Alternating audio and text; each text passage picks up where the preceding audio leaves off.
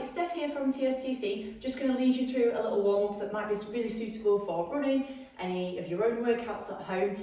The only thing that's an optional extra for this one is a band if you have one of these at home. Not a problem if you don't, because this can mostly be done with body weight, or there's alternatives as well. So what we're going to start with is warming up through the spine. So that's on the hands and knees. We're going to do what we call cat and cow. So hands under shoulders, knees under hips. I just want you to tuck your chin, arch your spine towards the ceiling, and then reverse the position of the spine, so looking up to the ceiling and sticking the tailbone up as well, whilst allowing the stomach to dome down. And do that again, arching up to the ceiling, and then looking the head up to the ceiling. If you can, breathing out as you round the back, and breathing in as we lift the chest.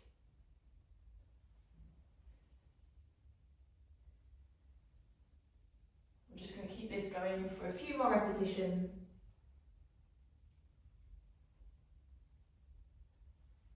Two more. Keeping that breathing going. And last one there. When you finish your last rep, bring one foot forward into a kneeling position. If you need to, if you've got a mat or cushion, you can pad underneath your knee if you need a little bit more. If it's too much to reach down to the ground, just pop both hands on the thigh. We're going to open out towards the front. Again, that could be hand on the ground or hand on the thigh. And then reach down and tap the opposite shoulder. So we're turning away from the front leg. Turning towards that leg, and then turning away. Again, we can take a big breath in here, and a big breath out. And one more on this side, big breath in, and a big breath out as well. Let's change sides.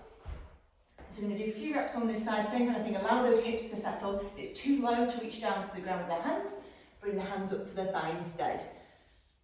So big breath in to lift, big breath out to tap the hand to opposite shoulder.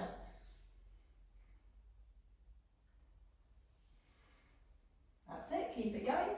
So this is a really good one for opening up the hips, great for running, and it's good for switching on that core, getting the rotation going as well through the spine. And that's going to make us a little bit more effective when we're running opposite arm to leg, that kind of thing. So from there, we're going to come into a bit of a core activation, hands under the shoulders. We can do this on the toes or with the knees down, either or. You're going to tap one hand to the opposite shoulder and place it back down, hand to shoulder and back down. Whilst we're doing that, we want to focus on keeping the core engaged, pulling belly button to spine, and keeping the hips as still as you feel like you can. So ideally no movement in those hips, but if you need a little bit of movement, don't worry too much. So this is going to switch on the core, which helps us to transfer our power when we're running horizontally. Keep the breathing going. If you need to stop and shake out any time or drop to your knees, that's absolutely fine. Keep holding on for this one. Just a couple more each side. Well done. And drop the knees down if they're lifted. Give the hands a little bit of a shake out. We're going to come back into that same position, but this time we're going to activate our obliques, our twisting muscles. So back onto plank position, drive the knee across to the opposite elbow and reset. Knee across to the opposite elbow and reset. Again, this could be done on the knees, knee towards elbow. And if you don't like the cross, you can always do this as just a hip flexor activation and drive the knees straight forwards instead. Otherwise, keep going on with that cross movement, nice and controlled, so not too quick. Just feeling a little bit of rotation in the hips and feeling that core switch on.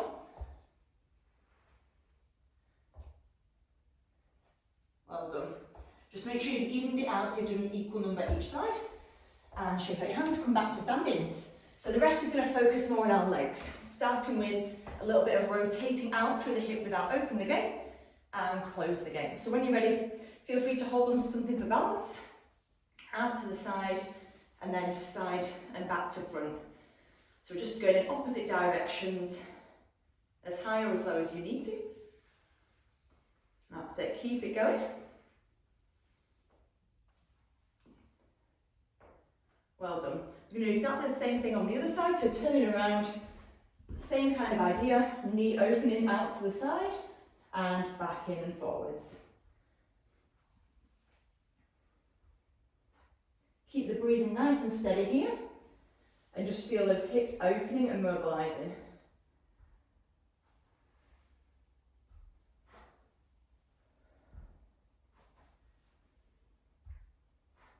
If you want to make this your last one, so we've evened it out on both sides, and then have a little shake out if you need to.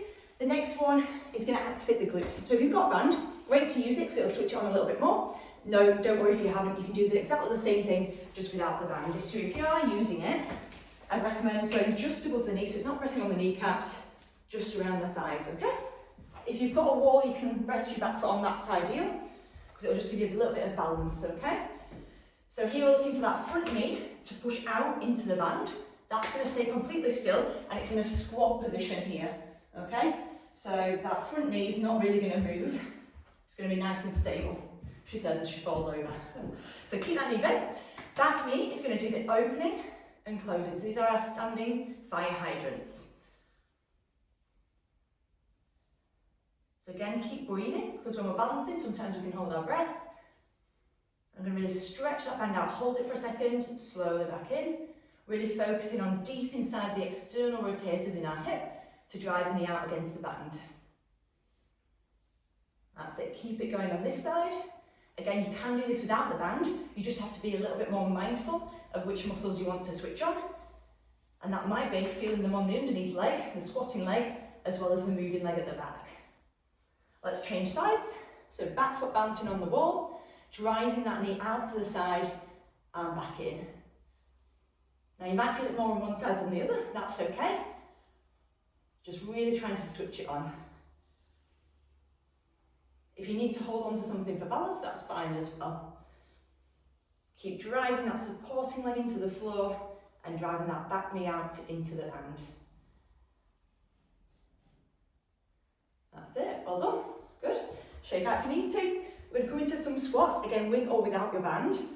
Pushing the knees slightly outwards, so feel the knees tracking over the toes, sit the hips back and push the hips forward to stand. Sitting back and pushing forward to stand. So once you've done a couple of these nice and slow, we can start to increase the speed of them, so we're getting our heart rate up, ready for exercise as well. But of course, go as fast or as slow as you feel like you need to. Also, if you know you need to adapt your squats to be slightly wider or narrower, that's absolutely fine as well. Just as long as you're going to your range and making it feel pretty comfortable for you. Okay, well done. When you're ready, take that band off if you're using it. But like I say, optional, so don't worry if you haven't got one of those. We're just going to go into a single leg deadlift. So one foot in front, the back foot can rest on the wall or rest on the floor. I want you to keep that front leg nice and straight. So from here, I'm going to push the bottom back towards the wall or whatever's behind you, and then push the hips forward to stand.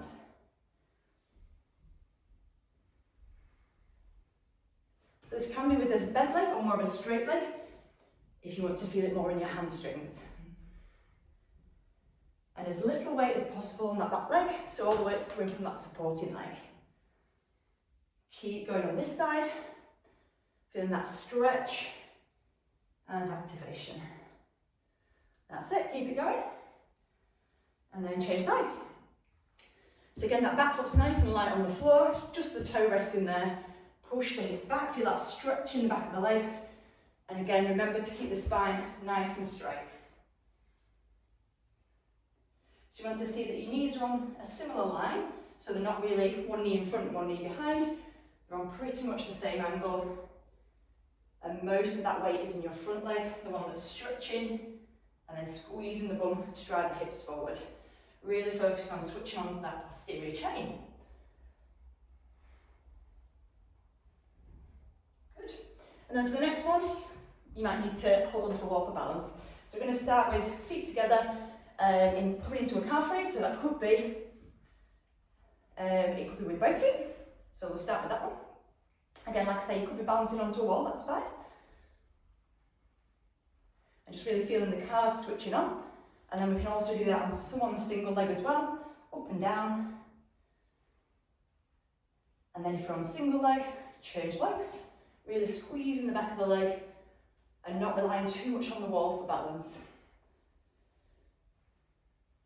And then from there, we're just going to go back to double legs and speed up those calf raises. So we're almost bouncing off the floor. And if you're in an environment where you can jump, you can turn that into some little pogos, trying to really tap the foot on the floor and get the toes to lift up. All right, and hopefully you're warmed up and ready to go.